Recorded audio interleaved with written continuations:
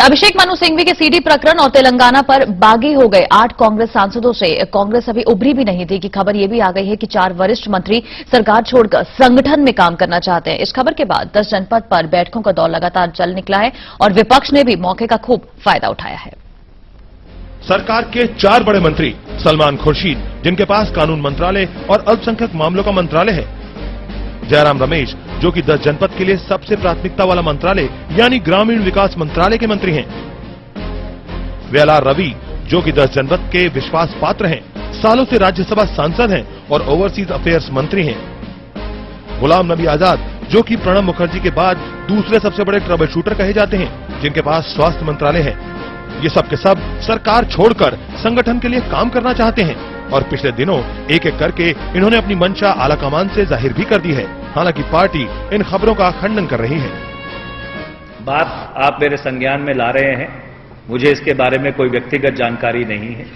मैं जरूर इसके बारे में जो भी वास्तविक स्थिति है उसको पता करके आपको वापस अवगत करा दूं। Strategy meeting, every session we used to have the meeting. This is the routine meeting. That's all.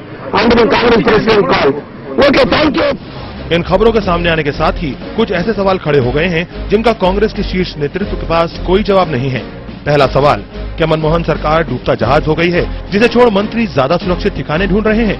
दूसरा सवाल, क्या सलमान खुर्शीद और जयराम जैसे मंत्रियों को इस बात की चिंता सता रही है कि आलाकमान की उम्मीदों पर वो खरे नहीं उतरे हैं? तीसरा सवाल, क्या गुलाम नबी और वेलार रवि इसके लिए मंत्रिमंडल छोड़ना चाहते हैं क्योंकि उनके पास अहम मंत्रालय नहीं है और सरकार के खराब प्रदर्शन के आरोपों का वो बिना वजह हिस्सेदार नहीं बनना चाहते? ये खबर निश्चित ही सरकार की साख के लिए बहुत ही खराब है, लेकिन बिना आग कोई धुआं भी नहीं होता। सूत्र बताते हैं कि आने वाले दिनों में सरकार और संगठन दोनों स्तरों पर फेरबदल है। तो क्या ये पूरी खबर इन्हीं फेरबदल की आशंका का नतीजा है? कहा जा रहा है कि सिंघवी प्रकरण के बाद कांग्रेस आलाकमान एक नया प्रवक्ता बनाना चाहता है और यूपी समेत कई प्रदेशों में नए प्रदेश अध्यक्ष बनाना चाहता है। अंदेशा ये भी जताया जा रहा था कि ये फेरबदल बड़े भी हो सकते हैं और महासचिवों को भी छू सकते हैं। इसी तरह सरकार भी अपनी गिरती साख संभालने के लिए मंत्रिमंडल में फेरबदल कर कांग्रेस कोटे के मंत्रियों में से नॉन परफॉर्मर्स की पहचान कर रही है। लिहाजा ये पेशकश संगठन में आकर अपनी स्थिति को मजबूत करने की कवायद भी मानी जा रही है।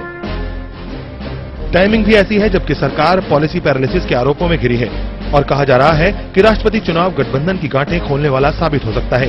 10 जनपद पर इस खबर के बाद लगातार मंथन चला। जयराम और सलमान अपनी सफाई देने आए तो एंटनी, प्रणब, चिदम्बरम जैसे नेता आलाकमान से हालात पर चर्चा में मसरूफ रहे। जानकार कहते हैं कि यूपीए में विश्वास का संकट गहरा रहा है और एक के बाद एक सरकार और संगठन को शर्मसार करती घटनाएं साबित कर रही हैं कि सब कुछ कंट्रोल में नहीं है। इस समय दिल्ली से संजीव त्रिवेदी।